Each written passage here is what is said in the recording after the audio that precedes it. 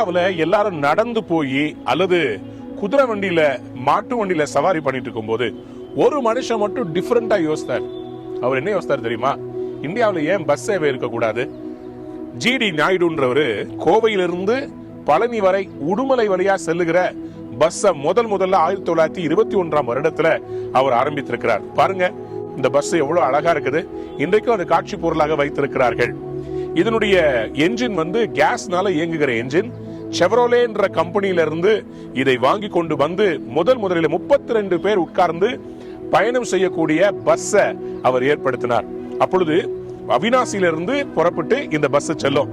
இந்த பஸ் ரொம்ப ஃபேமஸ் ஆகி எல்லாரும் இந்த பஸ்ல பயணிக்க ஆரம்பிச்ச உடனே அவர் கிட்டத்தட்ட 600 பஸ்ஸுகளை வாங்கி பல இடங்களுக்கு பல்லடம்ன்ற பஸ் ஸ்டாப்ல இருந்து அவர் விட்டிருக்கிறார். அப்போ இந்தியாவிலேயே மிகப்பெரிய பேருந்து நிலையமாக பல்லடம் பேருந்து நிலையம் இருந்திருக்கிறது. அங்கிருந்து பல ஊர்களுக்கு சென்றிருக்கிறார்கள்.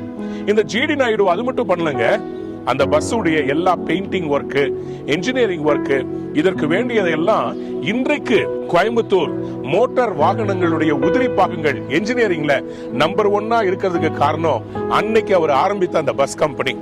அதனால அந்த மோட்டார், என்ஜின் இதெல்லாம் செய்யறதெல்லாம் கோயம்புத்தூர்ல ரொம்ப பிரபலமாச்சுங்க.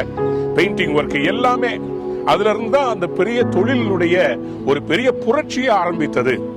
அவர் அந்த இடத்துல பல்லடம் பஸ் ஸ்டாப்ல அழகாக ஃபர்ஸ்ட் கிளாஸ் சாதாரண பயணிகளுக்கான ஓய்வறை, அது மட்டும் இல்லங்க, பெரிய சாதனைனா வெள்ளைக்காரங்கிட்ட கை நீட்டி வேலை செய்த அநேக இந்தியர்கள் மத்தியில வெள்ளைக்காரனுக்கு இவர் வேலை கொடுத்து வச்சிருக்கார். ஹெர்பர்ட்ன்றவர்கிட்ட முதல்ல ஆட்டோமேட்டட் மெஷின் மூலமா டிக்கெட் கொடுக்கறத இவர் கண்டுபிடிச்சு அவருடைய அந்த பஸ்ல போனவரை கண்டக்டர் பாருங்க, படத்தை பாருங்க, கையில மெஷின்ல டிக்கெட்டை போட்டு கொடுத்துருக்காங்க. இவ்வளவு முன்னோடியாக நம்முடைய இந்தியா இருந்திருக்குதா? ஆமாங்க, நமக்கு பெருமை சேர்க்கிற மாதிரி நிறைய காரியங்கள் நடந்திருக்கிறது. ஆனா இந்த ஜிடி நாயுடைய இந்த திங்கிங்க பாருங்களேன். எல்லாரும் மாட்டு வண்டியில போகும்போது ஏன் நம்ம அயல் நாட்டுல இருக்கிற மாதிரி பஸ் நம்ம ஊர்ல இல்லைன்னு இந்த பஸ்ஸை நம்ம ஊருக்கு கொண்டு வந்தார். அதே மாதிரிதான் இன்னைக்கு கடவுள் உங்களுக்கும் சில ஞானத்தை கொடுத்திருக்கிறார். நீங்களும் விசுவாசித்தீங்கன்னா தேவ மகிமையை காண்பீர்கள். நீங்களும் இன்னைக்கு நம்பினீங்கன்னா உங்களையும் கடவுள் வித்தியாசமா விசேஷமா மாத்த போறார். உங்களையும் ஒரு பெரிய தொழிலதிபரா மாற்ற முடியும்.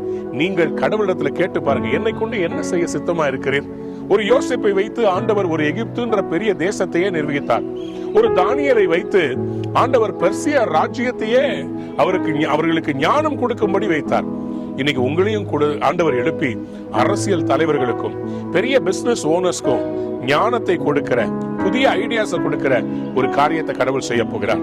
இதோ சிங்காசனத்தின் மேல் வீற்றிருக்கிறவர் சொல்கிறார், நான் புதிய காரியத்தை நான் துவங்க போகிறேன், அது இப்பொழுதே தோன்றும். இயேசுவின் நாமத்தில் சொல்லுகிறேன், இன்றைக்கு உங்க வாழ்க்கையில ஒரு புதிய காரியம் ஆரம்பமாக போகிறது. ஆரம்பமாகுங்கள். God is going to start a new thing. It's going to be successful. You are going to be successful. God bless you. Have a wonderful day. Amen.